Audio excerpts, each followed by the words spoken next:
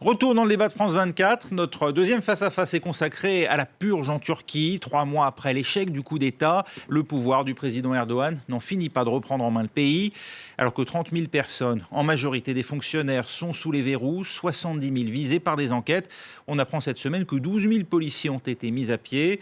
Et la réaction des autorités ne s'arrête pas là. Les médias sont visés. Dernière en date, la chaîne pro-kurde IMCTV vient de voir ses locaux à Istanbul envahis par la police sous l'œil de ses propres caméras. Noémie Roche. En plein milieu de la journée à Istanbul, des policiers font irruption dans les locaux d'IMCTV, l'une des principales chaînes pro-kurdes. En plein direct, les techniciens sont alors contraints d'interrompre la diffusion. Interdit, sous le choc, les journalistes sont priés d'évacuer les lieux. La chaîne vient d'être fermée sur décision de justice et dans le cadre de l'état d'urgence en vigueur depuis le coup d'État manqué du 15 juillet. Pour les responsables kurdes, c'est clair, le gouvernement veut museler les médias libres. Le 15 juillet, les chaînes ont été prises d'assaut par des soldats. Aujourd'hui, c'est IMCTV qui est prise d'assaut sur ordre du gouvernement et qui est réduite au silence. IMCTV est accusé de soutenir le terrorisme et d'être lié au Parti des travailleurs du Kurdistan, le PKK. Or, depuis la tentative de putsch, les sympathisants de la rébellion kurde sont traqués, tout comme ceux du prédicateur Fethullah Gülen, accusé d'avoir fomenté le coup d'État. Ces journalistes ne comprennent pas. Nous n'avons pas commis d'erreur. Tout ce que nous avons fait, c'est informer le plus justement possible. Évidemment, notre fermeture est liée aux événements récents. 11 autres chaînes sont concernées par la décision de justice. Depuis le coup d'État manqué, plus de 100 journalistes ont été arrêtés et plus de 100 médias jugés critiques à l'égard du pouvoir ont été fermés. Faut-il y voir une mesure normale dans le cadre de l'état d'urgence ou bien un acharnement envers la communauté kurde? À mes côtés, pour y répondre, Keldan Nezan, bonjour. Vous êtes président de l'Institut kurde de Paris. Merci d'être avec nous. Face à vous, pour en débattre, Selçuk Demir, avocat. Vous êtes secrétaire de l'Alliance des juristes franco-turcs. Fallait-il vraiment, d'après vous, fermer une chaîne de télévision au nom de la sécurité du pays? Alors, c'est vrai que de premier abord et à première vue, la situation peut être source d'émotion et on peut en effet se poser des questions. Mais comme souvent en Turquie, la situation est beaucoup plus complexe que ça et il faut, à mon sens, préciser les choses. IMCTV, cette chaîne qui a été fermée, est une chaîne qui est le vecteur médiatique de propagande officielle du PKK, qui est une organisation terroriste reconnue comme telle par la Turquie, mais également par la France, l'Union européenne et les États-Unis. Et dans ce cadre-là, devant notamment l'émission très fréquente de messages de haine, d'appels à la violence, d'appels à la guerre ethnique, il est nécessaire que le pouvoir turc, la justice turque, s'intéresse de près à cette chaîne télévisée et mette un contrôle devant ces agissements qui sont, je l'ai dit, une propagande terroriste qui est dangereuse pour la stabilité, me semble-t-il, et le respect de l'ordre public. C'est une chaîne qui émettait depuis un moment déjà. Pourquoi a-t-on attendu aujourd'hui pour la fermer? Alors, parce que depuis un certain temps, malheureusement, la recrudescence des attentats du PKK et la complexité de la situation en Syrie rend les choses un peu plus dures. Le contexte est lourd, il est difficile. Et dans ce cadre-là, on peut comprendre, en effet, que la propagande terroriste qui est systématiquement mise en avant par cette chaîne télévisée doit cesser. Et c'est dans ce cadre-là, et dans le respect du droit à la liberté d'expression qui a une limite, en France comme en Turquie, que des mesures ont été prises. Keldan Nezan, c'est le renforcement de la sécurité du pays qui est visé là après toute une série d'attentats, il faut le dire, particulièrement sanglants, ou bien un prétexte pour viser et cibler spécifiquement la communauté kurde, d'après vous? Il faut mettre les choses en perspective.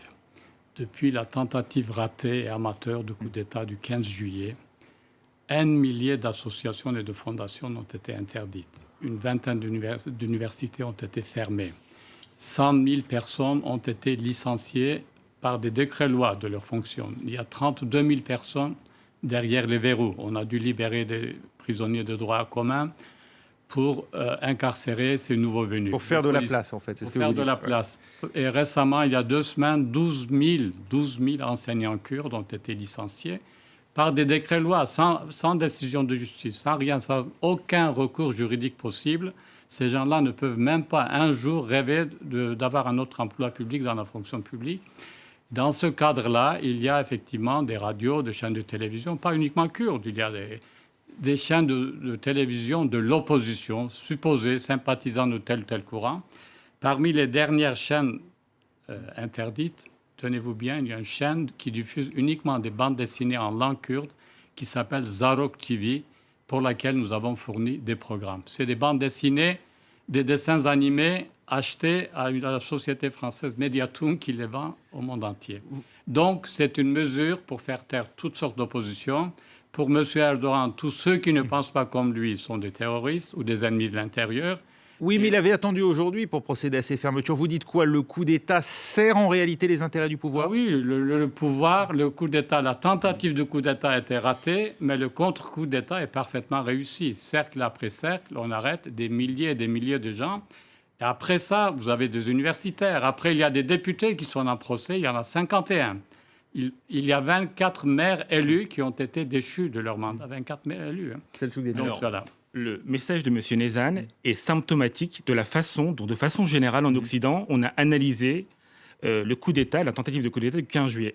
L'opinion médiatique est biaisée ici. On a sous-estimé la catastrophe qu'a constitué cette tentative de coup d'État du 15 juillet. Imaginez donc un pouvoir démocratiquement élu depuis plus de 12 ans, dont la légitimité démocratique d'ailleurs n'est pas discutée, y compris par l'opposition, se voit un beau jour menacé par la force de renversement, avec des moyens extrêmement violents, des centaines de morts, un bombardement du Parlement, des milliers de blessés, des bâtiments publics qui sont visés par des tirs d'aviation. On a donc une situation insurrectionnelle qui est particulièrement difficile à stopper, et à situation exceptionnelle, malheureusement, on doit prendre des mesures exceptionnelles. Il y a un temps de l'enquête qui dure, monsieur, et en effet, en ce moment, on tente d'établir la vérité quant aux responsables de cette tentative de putsch. Des éléments précis, concordants et objectifs montrent aujourd'hui que c'est le mouvement Gülen qui est derrière cette tentative de coup d'État, ce que reconnaît d'ailleurs l'opposition en Turquie, puisque les 3 partis d'opposition présents à l'Assemblée nationale sont derrière l'État turc pour lutter contre le mouvement Gülen.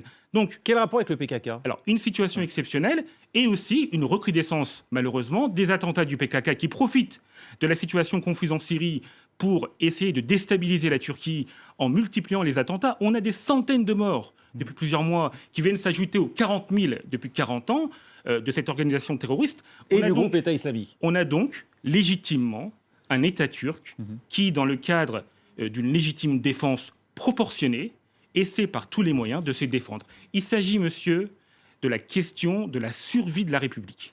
Kendal Nezhan, le PKK a tenté de s'engouffrer dans la brèche créée par ce coup d'État et l'affaiblissement du pouvoir turc. Attendez, revenons encore en arrière. Et de l'administration. Revenons encore en arrière. À l'appel de l'Institut kurde, 1 millier de personnalités ont signé une pétition pour un règlement pacifique de la question kurde dans le cadre des frontières existantes.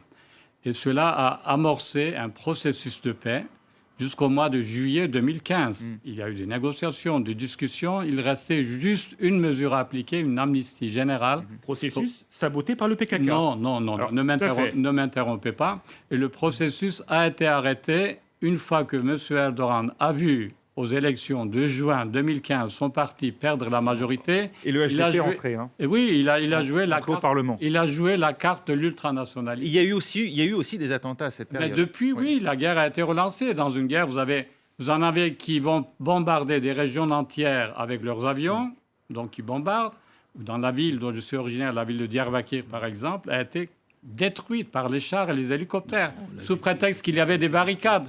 Mais monsieur, ici, en 68, il y avait des barricades dans les rues. On n'a pas détruit la ville de Paris. Un gouvernement responsable ne détruit pas une ville millénaire. Quand on a des mouvements insurrectionnels avec des barricades et des tranchées qui sont creusées, des otages pris en civil dans ces quartiers de Diyarbakir, en effet, ce n'est pas l'ensemble de la ville qui est victime de tout ça. Quand on a des militants du PKK, des terroristes qui s'emparent de la population civile et s'en servent d'otages pour mener des opérations insurrectionnelles, il est normal que dans le cadre du respect de l'intégrité du territoire, l'État turc lutte contre ces organisations terroristes. Qui a rompu les négociations avec Abdullah Öcalan?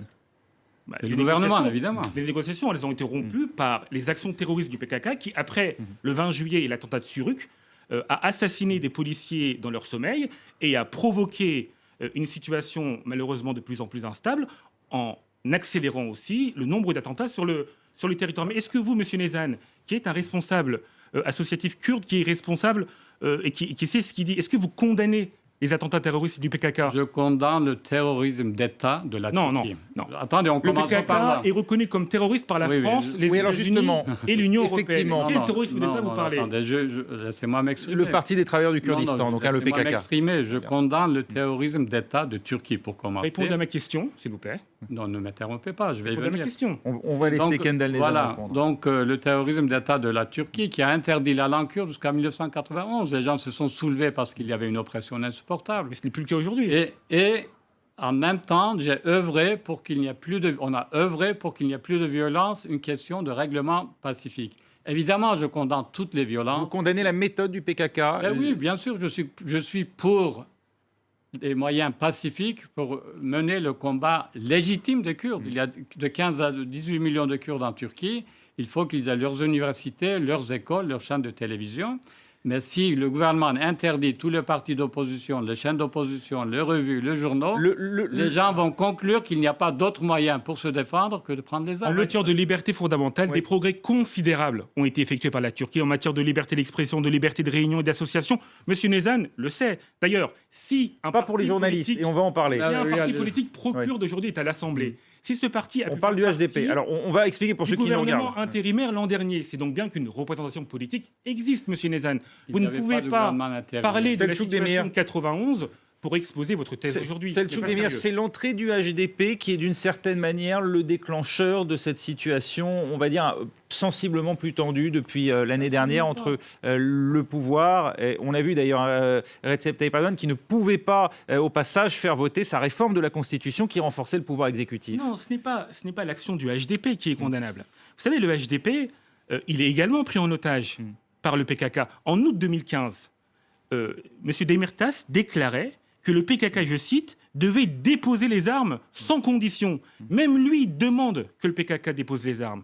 Mais malheureusement, l'ensemble de ces partis et de ces forces politiques pacifistes sont pris en otage par la violence du PKK qui n'entend régler ce problème-là qu'avec les armes et la violence. Kendall Nezhan. Je crois que c'est un débat inextricable sur le problème de la poule et de l'œuf. Il y a une oppression depuis les années 20 contre la population kurde qui constitue le quart de la population de la Turquie. C'est révolu. On parle, ça n'est pas révolu. Il n'y a pas une seule école dans la langue kurde. Vous avez 192 Il y a des universités. écoles privées, M. Nezhan. Mais attendez, langue les kurde. Kurdes sont des citoyens qui payent leurs impôts. Il y a des chaires d'enseignement kurde à l'université. Ils ont le droit à avoir des écoles dans leur langue, comme les Catalans, comme les Basques, comme les Et Corses. on est allé vers ces Mais solutions-là. on n'y allait pas. Où est-ce que depuis le temps qu'on en parle, et donc ils ont le droit de revendiquer ça. Donc Quand c'est le leur droit. PKK déposera les armes, on pourra discuter de tout ça. Mais Il existe néanmoins une représentation politique, on l'a dit, pour les Kurdes au Parlement aujourd'hui. Quelle va être l'évolution de la situation Un mot peut-être d'ailleurs de la situation des journalistes, parce que Selçuk Demir, vous dites énormément de liberté. Enfin, le champ des libertés s'est considérablement élargi depuis l'arrivée au pouvoir de l'AKP il y a une quinzaine d'années.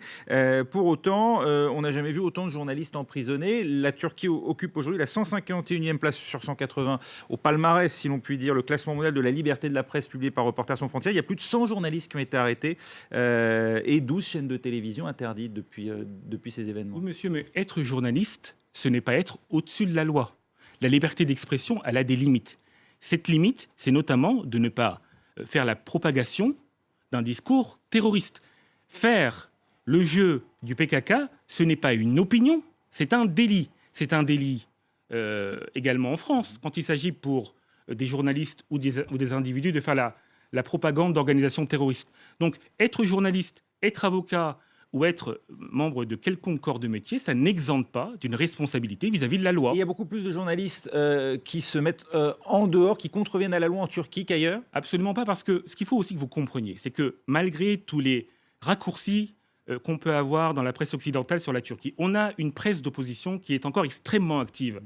En Turquie, j'y étais encore il y a un mois, et moi, tous les matins, je lisais la presse d'opposition de gauche, Sözcü, Cumhuriyet, ou encore d'autres quotidiens qui émettent à des centaines de milliers d'exemplaires tous les jours et critiquent tous les jours la politique du président Erdogan. Donc on ne peut pas, parce qu'il y a eu des journalistes qui ont été vecteurs de positions terroristes et donc on en subit les conséquences, considérer qu'il n'existe pas de presse d'opposition en Turquie, c'est faux.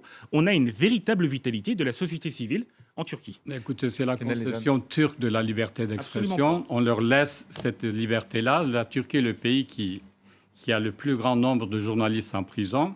Mais en dehors de journalistes, vous avez des universitaires dont le seul péché, c'est d'avoir signé une pétition en faveur de la paix. Vous avez des académiciens, vous avez des écrivains. Asli Erdogan, sa seule faute, c'est d'avoir été solidaire d'un journal qui était menacé d'interdiction. Ces gens-là, c'est comme si on mettait les intellectuels français qui étaient solidaires de la cause du peuple en son temps en prison. Mais c'est la conception Les turque. Kurdes ont une représentation politique au Parlement. Et très fragile, puisque sur les 59 députés, il y en a 51 qui sont en procès. Ils vont être arrêtés les uns après les autres. Ouais, ils sont en procès, ils sont pas arrêtés. Non, ils vont être arrêtés les uns après les autres parce que la mentalité... Là, vous faites de la voyance, là.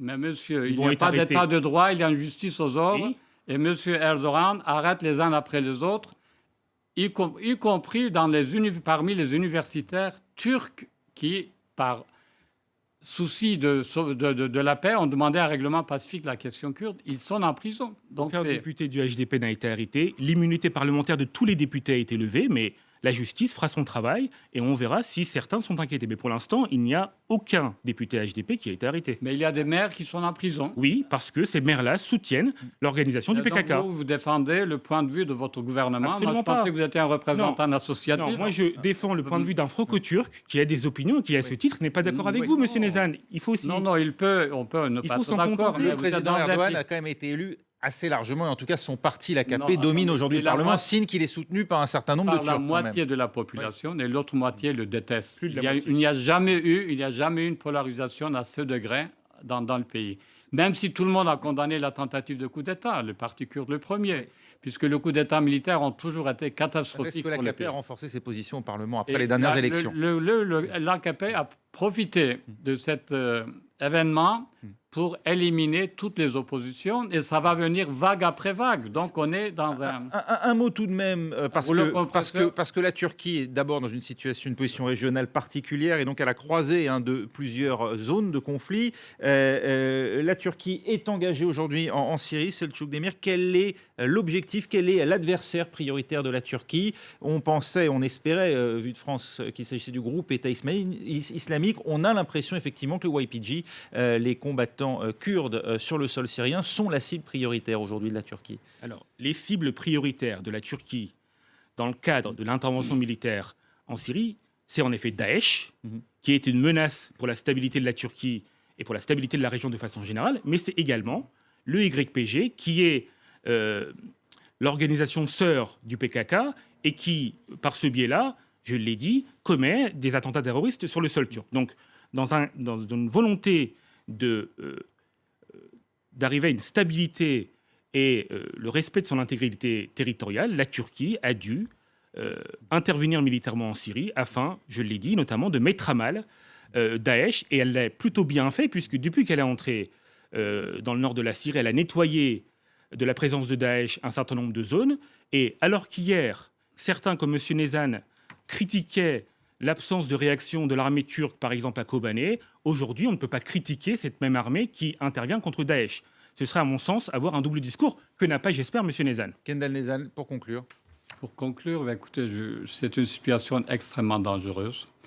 La Turquie s'éloigne de plus en plus de valeurs démocratiques européennes. Moi, je pense que ça serait grand temps pour l'Europe de réagir, de suspendre la Turquie du Conseil de l'Europe et d'arrêter toute négociation avec la Turquie tant que l'état de droit n'est pas rétabli, tant qu'on gouverne un pays par des décrets-lois. Ça, c'est inacceptable. Si la moitié de ça était arrivé dans un pays de l'Est, on aurait remué ciel et terre. Alors, c'est l'état d'urgence qui a été institué comme en France. Malheureusement, la situation s'y prête. Merci beaucoup, messieurs, d'avoir accepté de débattre avec nous. Merci à Kendall Nezhan et à Selçuk Demir. Restez avec nous, vous restez en plateau dans un instant. C'est l'actualité vue du net avec Karim Yayaoui, un œil sur les médias.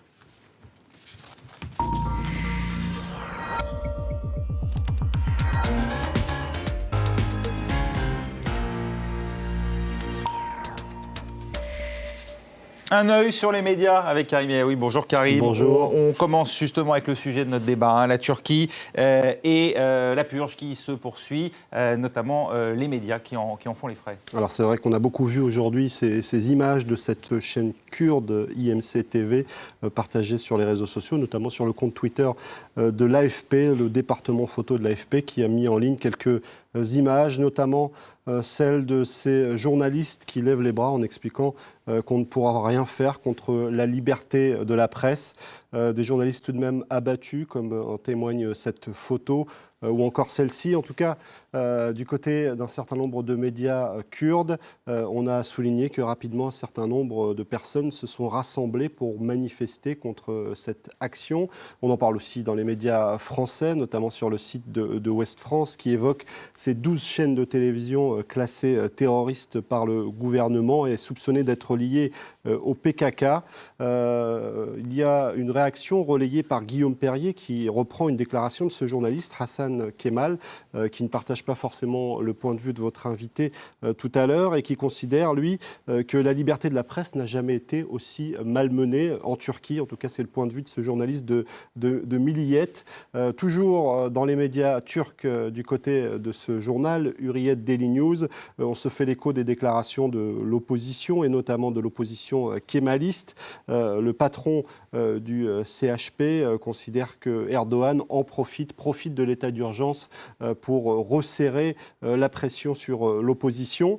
Ce n'est pas du tout le point de vue développé dans cet autre titre de la presse turque, Daily Sabah, qui considère que l'Occident n'a pas compris cette tentative de coup d'État, elle n'a pas pris l'ampleur de ce qui se passait en Turquie. Et évidemment, les conséquences aujourd'hui sont tout à fait justifiables du côté du gouvernement turc.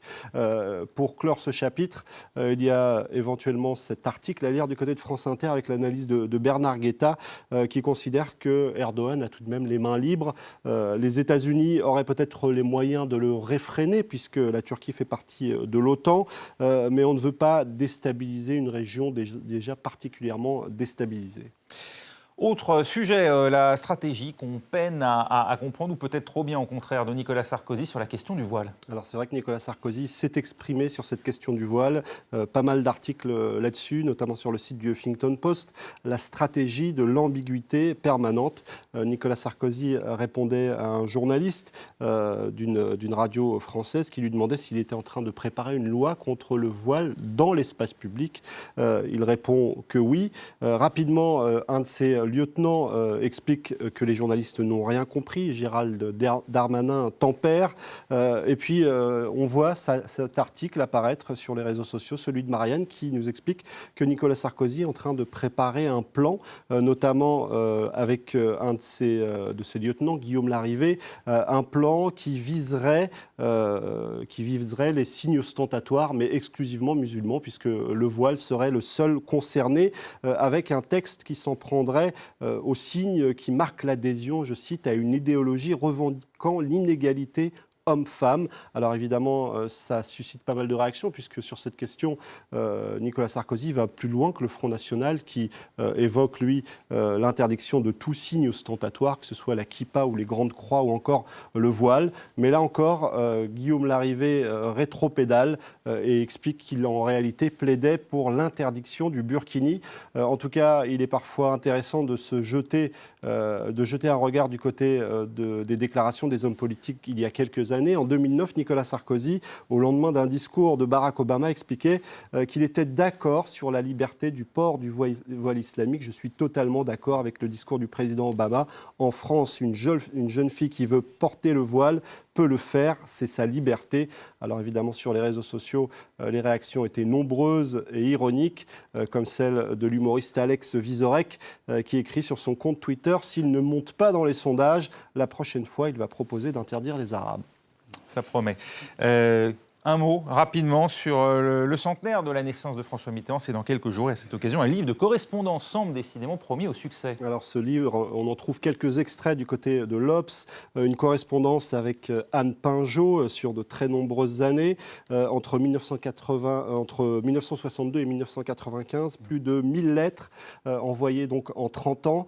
Vous le disiez, promis au succès. On en trouve quelques extraits aussi du côté du Figaro. Alors les journalistes semblent tout à fait passionnés par cet ouvrage à paraître, mais du côté des réseaux sociaux, on est un petit peu plus mesuré. En tout cas, il y a un certain nombre de critiques chez les internautes qui soulignent qu'il y a tout de même un manque de pudeur dans cette affaire, même si ce livre se vendra sans doute beaucoup. Surtout sur une famille qu'on nous avait si longtemps cachée pour tout nous dévoiler aujourd'hui. Merci beaucoup Karim, merci également à nouveau à nos invités du débat. Restez avec nous, l'info continue dans un instant sur France 24.